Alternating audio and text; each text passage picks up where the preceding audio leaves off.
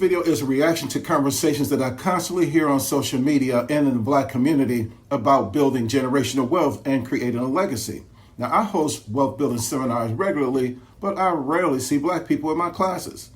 I've been in financial services since 1978, where I have made hundreds of white families millionaires, and I've tried desperately to do the same thing for Black families, but young Black men look at me, they suck their teeth, and then go lose their money to the get-rich-quick schemes, MLM, Bitcoin, Forex, and real estate scammers.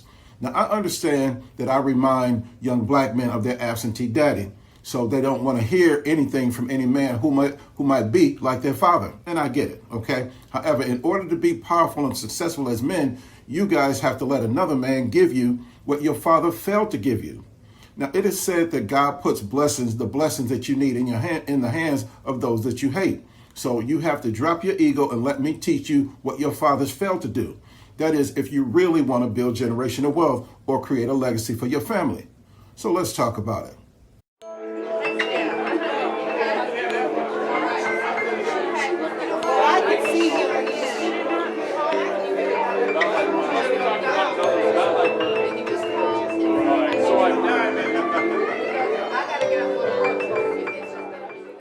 Now, I'm going to teach you 7 things you need to know about building generational wealth and creating a legacy for your family. And of course, I cannot teach you everything that you need to know in a YouTube video.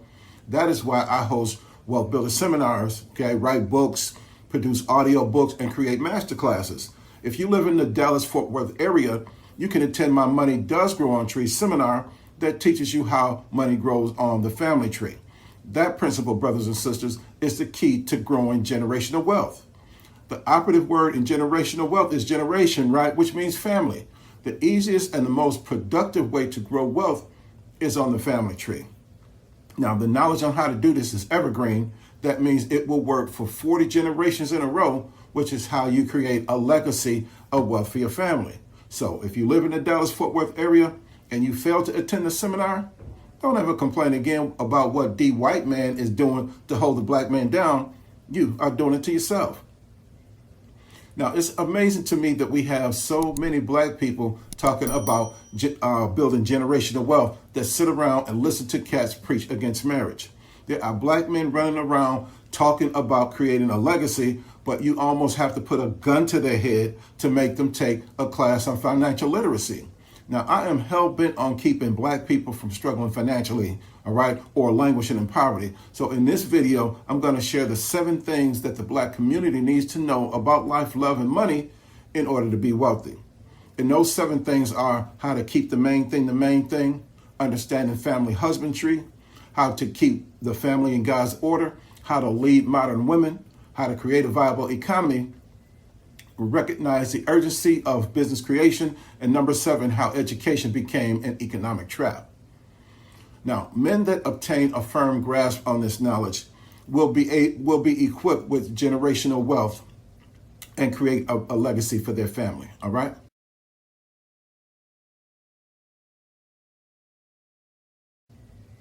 Men who want to build wealth and create a legacy for their family must remember that it's important to put first things first and to keep the main thing the main thing. When it comes to wealth building, family is the first thing and family is the main thing, okay? If you don't put family first and learn how to utilize the resources that God placed in your family inherently, you will have great difficulty building wealth for your family. See, your family tree may produce fruit, but if you don't know what to do with that fruit, it will fall to the ground and either go rotten, or the enemy will pick it up and use it to make his family wealthy. And again, I've been in the financial services industry for 45 years, so I've seen this happen to so many Black men who don't know the difference between having money and being wealthy. Now, some guys make 6 figures, but they are not wealthy, okay, because they live paycheck to paycheck. See, they make a lot of money, but it leaves their hands very quickly, and consequently, they often have too much month left at the end of the money. Now, if you focus on making your family fruitful, then you will lead them to be able to build wealth exponentially.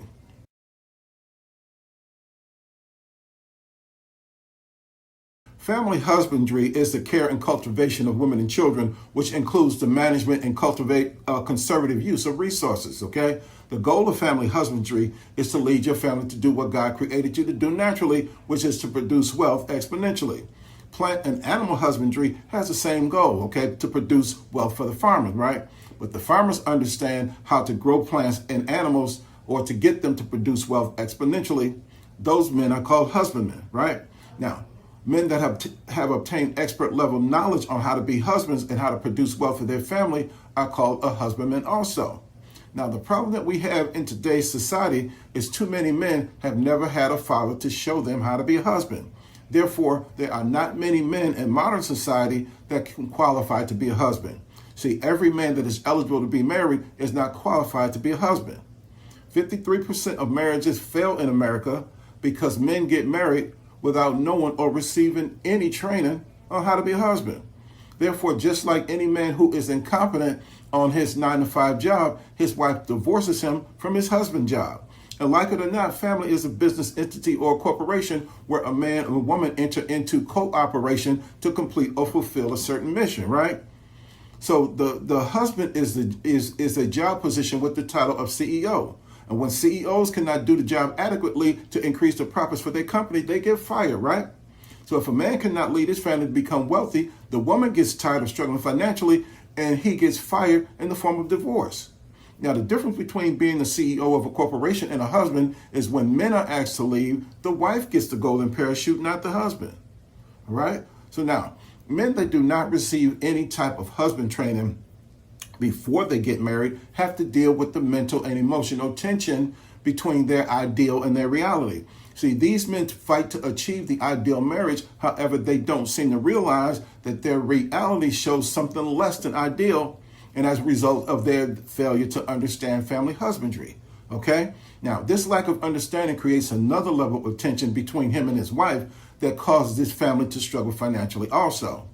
And in spite of their struggles, a lot of men still try to be successful in the role of a husband, all right, and father as well, okay? Now, some do it incredibly well, but others struggle, okay, and it's overwhelming, which causes their wives to leave and take the children. Therefore, men need another man to teach them how to become a husbandman. Now, this knowledge will relieve the tension and end the struggle and equip them to establish the order of God for their family. Then they'll be able to lead their family properly and create generational wealth exponentially.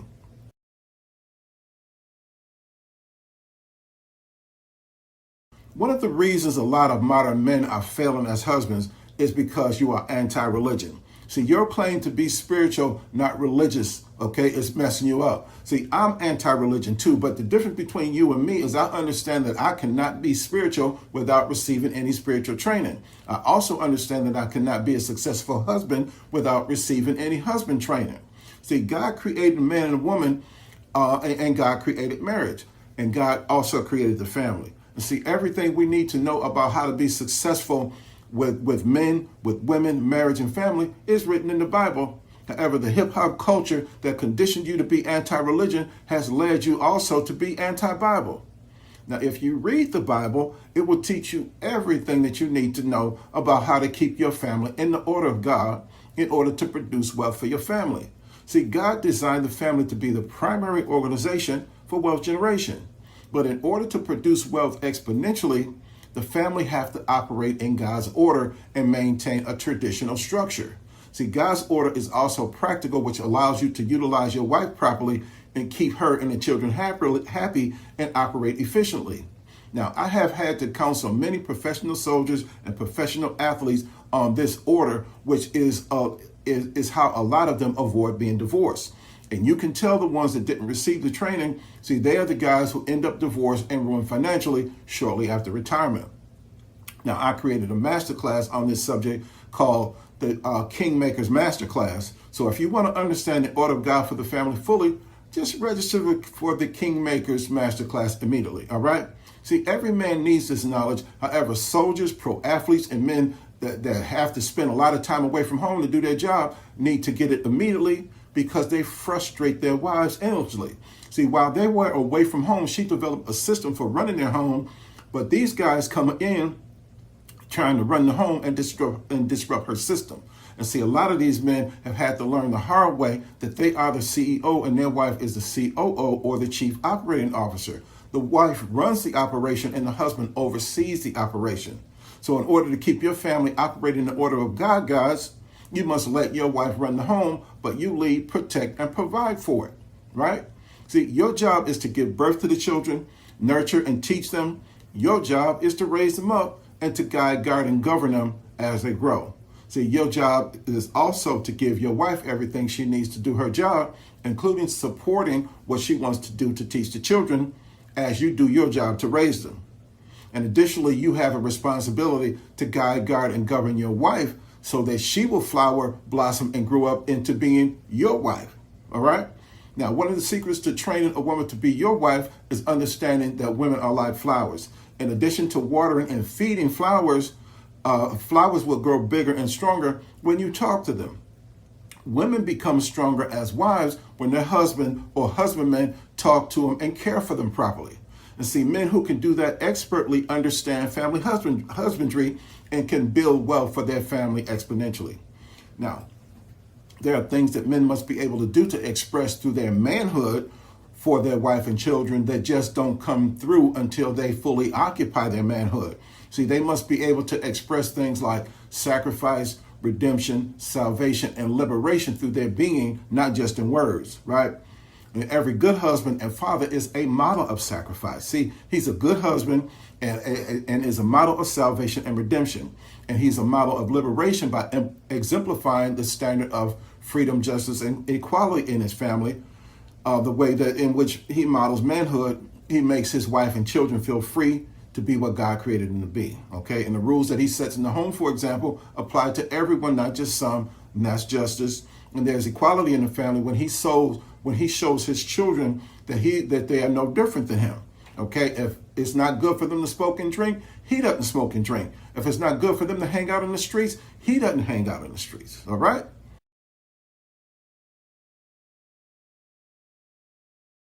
Modern women, brothers, are like wild horses. Okay, they can take you anywhere you want to go, but they will not give you a smooth ride or let you lead them until you tame them.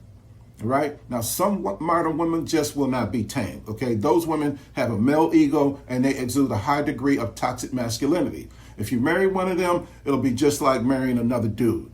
Two dudes make doo-doo, so there'll always be some shit, right? Therefore, you have to pick a modern woman to marry that is leadable and teachable because she can become traditional, all right? And every modern woman that has to be tamed with traditional values, then she will have the ability to serve her husband and children in a traditional way that leads to generational wealth for their family. And during times when we've had men and women operate in their traditional roles, families were wealthier. Okay, they appeared to make less money because the men went to work every day and most women were stay-home moms. Yet they were able to own homes and cars and send several kids to college without much debt. Now, if you ask the average modern woman whether or not she wants to work after she starts having babies, their answer 90% of the time is they would rather stay home and take care of the children. So in order to give them that luxury, men must learn how to tame the modern woman and lead her to operate in the wife's traditional role. Now, a lot of women, modern women think and behave the way they do for three reasons. One, cultural and political conditioning, mommy and daddy issues, some have both, right? And physical and emotional trauma of a sexual nature. See, the modern woman is a female that takes on a masculine way of thinking and behaving as a way of protecting herself from being hurt. Most modern women are damaged psychologically, all right? Now, I know this from my experience of having a marriage and family and relationship counseling practice. Some of them are so damaged as a result of the things that happen within their own family that they allow a demon spirit to enter them for comfort and protection. And see, church people call this a familiar spirit, but the word should actually be family spirit. See, that same spirit is passed on through generation to generation of that family, causing physical, mental, and emotional trauma. And men that have not yet learned how to be a husband and has not formed a solid spiritual foundation for his life should never take a modern woman for a wife, okay? The demon inside of her that is causing her to be masculine, which is what church people call a Jezebel spirit, all right? Now, contrary to popular belief, the Jezebel spirit is not a female spirit. Jezebel is a male demon that is more successful when he's operating through women. All right. He is the reason modern women take on that masculine ego and persona. So in order to tame a woman with this demon, a man must have the spiritual power of a husband inside of him and a solid spiritual foundation under his feet, because the process of getting that demon to leave her will be painful to him. All right. And under the law of excruciation, a man that really loves a modern woman can drive that Jezebel spirit out of her, but he has to understand how to do it. So I wrote a book called Healing the Wounded Woman to help men get this job done. All right. Now, if he tries to help her without the spiritual understanding, that demon will beat him down, okay, like he was fighting a 400-pound gorilla. So get the book and chase that demon out of your girl.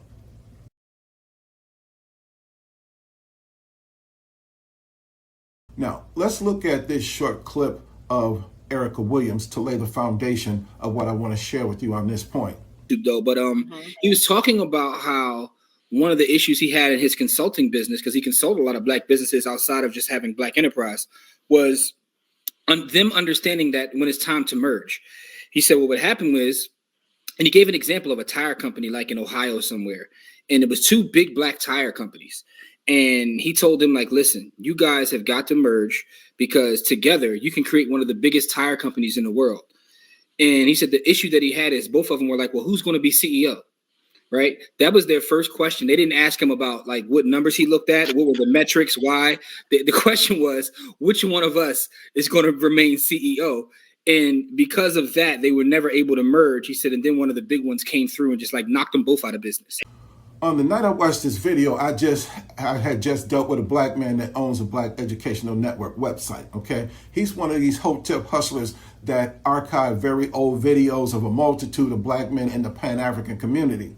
These cats claim to be pro-black, but half of them are living with a white woman, and the other half claim to be pro-black business, but you cannot do business with them because they are childish, selfish, and greedy.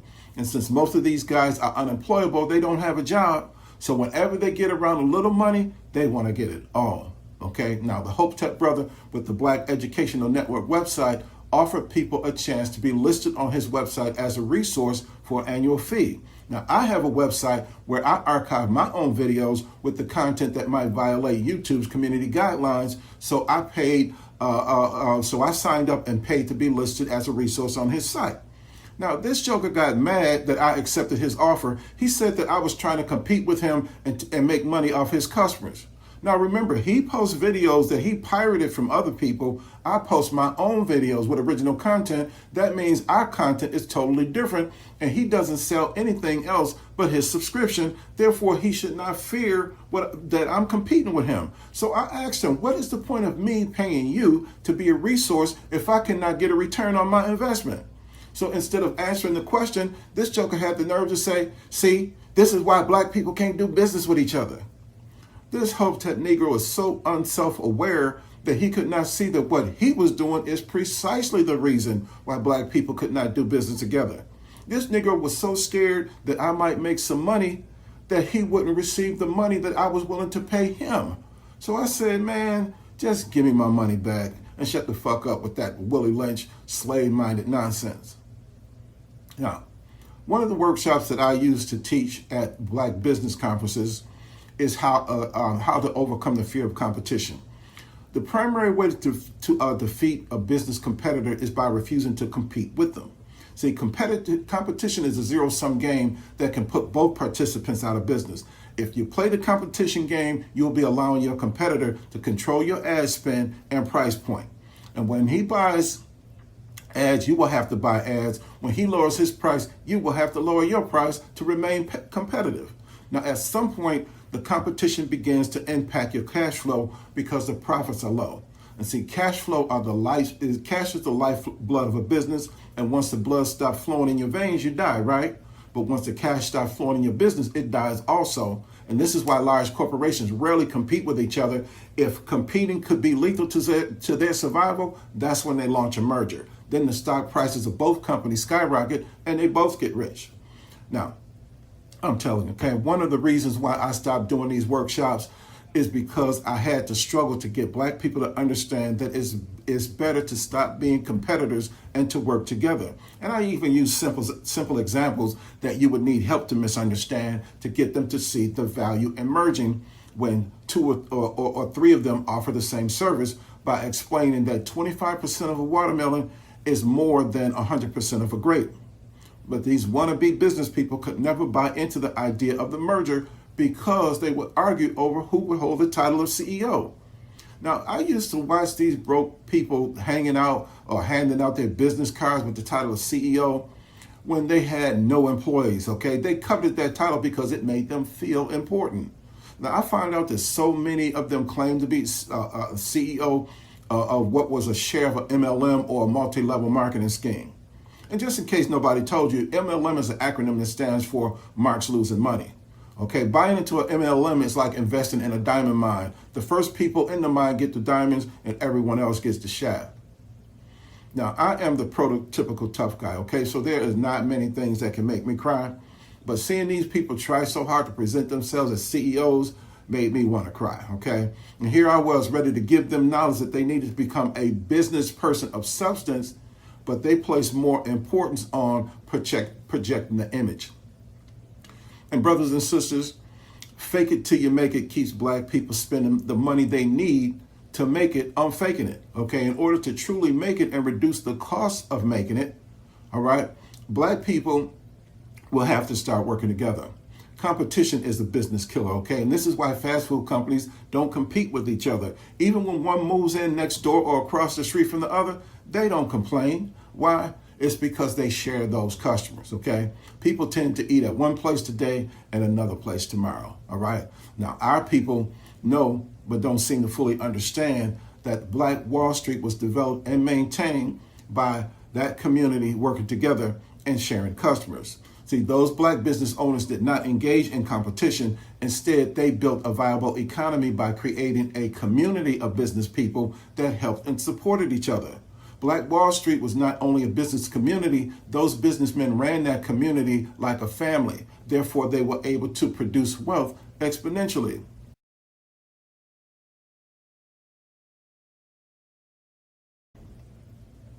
It's important for black men to begin to recognize what is happening in our country economically and realize the urgency of establishing black-owned and black-supported business districts in every major city across the country. The situation is becoming so alarming for the black community, yet too many black men sit around watching sports on TV or playing video games. They appear to be unaware that every Republican-controlled state legislature around the nation is passing laws that says school teachers cannot teach anything about slavery or black history that will make a white child feel bad. Those same legislatures are passing laws that make it harder for black people to vote in order to strip them of their political power. They have been packing the courts with racist judges in order to strip black people of their 14th Amendment rights to equal protection under the law. These people are quickly becoming the minority in this country. Therefore, what we see them doing is the tyranny of the minority. America may become another apartheid South Africa, all right? It'll become all too evident to the average black man after it's too late that they have no defense against tyranny. Benjamin Franklin said property is the only defense against tyranny. And see, the average black man does not own any property, thus he has no defense against tyranny. The reason Benjamin Franklin made that statement is because he knew that justice in America is a consumer product.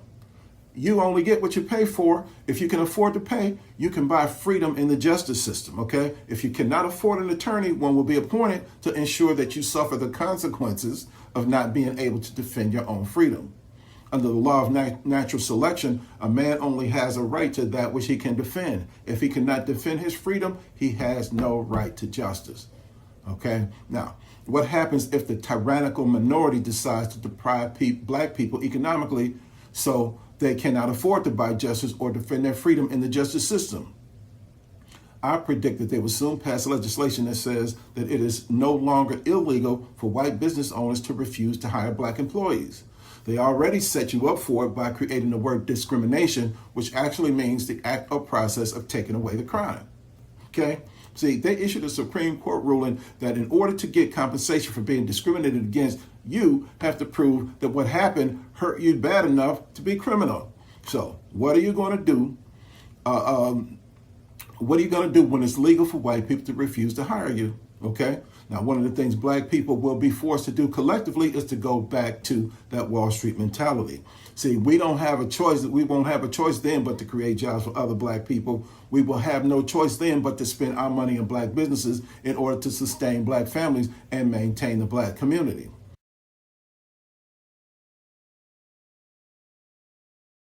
There are several reasons why the average black man ain't got shit, okay? And education is one of those reasons. Now, I have a PhD, okay? But if I could do it all over again, I would have invested that $200,000 in my business rather than in a degree. You see, colleges and universities only give you a degree of knowledge. If you want more knowledge, you have to pay for another degree. Then, whenever you get a job in your degree field, the first thing they tell you is, forget about everything that you learn in school. We don't do that here. Now, while growing up, I constantly heard prominent black people proclaim that education is the key to wealth and success. And you probably heard it too, okay? So I bought into it. I literally bought into that idea. And now that I'm older and wiser, I have 3 problems with education to wealth strategy, okay? Number one, it gives our detractors a head start economically. Rather than going to college, they go into business. Number 2, the path to success through education is too long. It keeps our children economically unproductive for 4 to 6 years. And number 3, it leaves them strapped with debt because the banks have turned the college degree into a consumer product also. And of course, they learn to market that product to America's number 1 consumer, which is black women. Thus, black women carry more college debt than any other group in America. And the bankers have learned very quickly that they could make money off our children's future during their years of non-productivity by strapping them with debt early. Okay, and the goal of education today is to make young people slaves to debt so they will have to get a job rather than create jobs. And black people don't need a college education to be successful. We need an education in financial literacy, okay? A college education prepares you to earn money, but it does not teach you how to make money. Now, one of the reasons why the wealth gap continues to widen between whites and blacks in America is we keep falling for the education trap. We hate delayed gratification, yet we buy into delayed success. If a person starts a business at age 18 and another goes to college, the one who started the business will be making money early, whereas the one who graduated at 22 or 26, 46 years later, will just be beginning to earn money. And one will be providing jobs and the other one will be searching for a job under the pressure of trying to find one quickly before those student debt loan and credit card payments become due. So it's important then that black youth pursue an early education in financial literacy and business creation. Then they won't have to depend on the white man to give them a job so they can earn money to feed their families. Now, I hear a lot of black people talking about generational wealth and creating a legacy, but they don't seem to know that you can't get there from here if you don't increase your knowledge in business and financial literacy. Now, I was sitting in traffic one day waiting for the light to change when I saw the doors of a predominantly black high school open and hundreds of black children started pouring out. And as I watched them, it hit me that within 1 to 4 years, all of these kids are going to need a job. So my mind asked my brain the question, who is going to employ them? Then the reality hit me that they will have to go to Mr. Charlie to get a job in order to earn money to feed their families. Brothers, if you really want to build a legacy of wealth for your families, you have to start creating jobs and building viable economies in every black community. We have to stop trying to be college degreed and use that time, money, and energy to become more business savvy. Financial literacy training will teach you how business works and how to effectively lead a commercial enterprise into financial success.